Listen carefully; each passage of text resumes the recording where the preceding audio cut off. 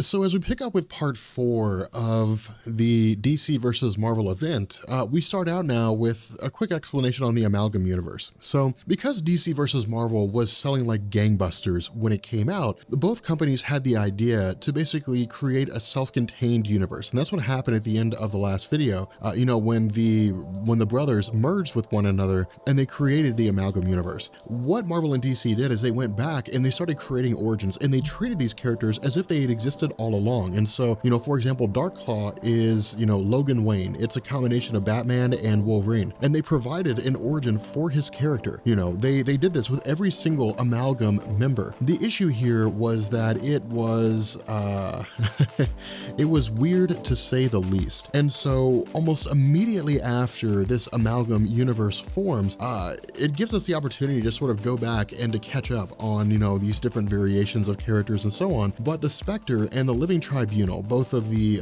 second in command to their respective god, so to speak, in the Marvel and the DC universe, end up merging with one another, and or not really merging, but they end up working with one another, and they commune with Access, and Access uses his shard, or uses his powers, to more or less cleave the Amalgam universe in half and set everything back to normal. And so this, or not really back to normal, but set all the characters back to the way they were before. And so instead of having, Spider-Boy, instead of having Ben Reilly and Superboy Connor Kent merged into a singular being, instead of having, Doctor Strange and Dr. Fate merged into a singular being, we instead get them back to their normal selves. And this is really where the story begins to go off the rails. And what I mean by that is, if it wasn't crazy before, it gets crazy now. And it's just one of those instances where Marvel and DC kind of wrote themselves into a hole. With Batman and Captain America and Access working alongside one another in an attempt to bring these brothers down, we're just kind of given like a mishmash of nonsensical things. We have, Superman, and we have the Incredible Hulk, who go against the Maloids and Mole Man. They're basically working together. It's essentially the superheroes trying to deal with their own respective villains and set everything back to rights. But it's also the Living Tribunal, and it's also the Spectre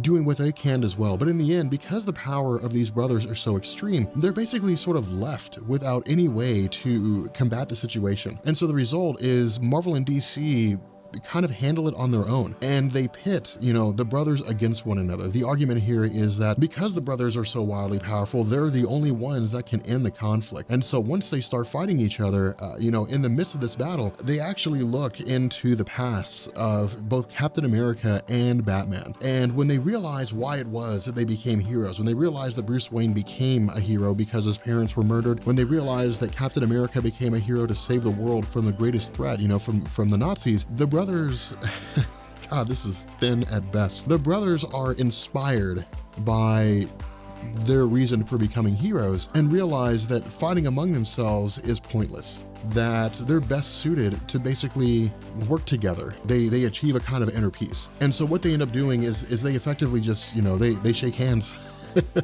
They congratulate each other on their own achievements, basically saying, yes, the Marvel brother has done some great things and the DC brother has done some great things. They basically call it a day, and everybody goes back to their own respective realities. And in the end, Access just kind of goes back into the unknown. The ending of this is a perfect example of anticlimactic. It is not very good.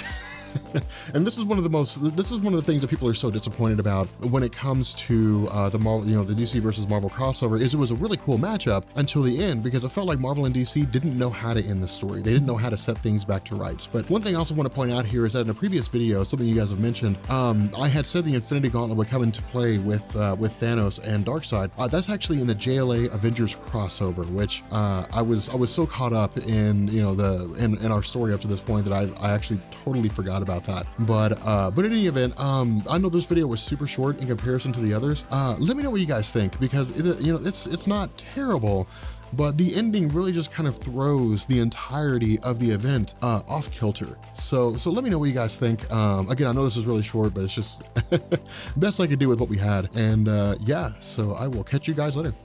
Peace.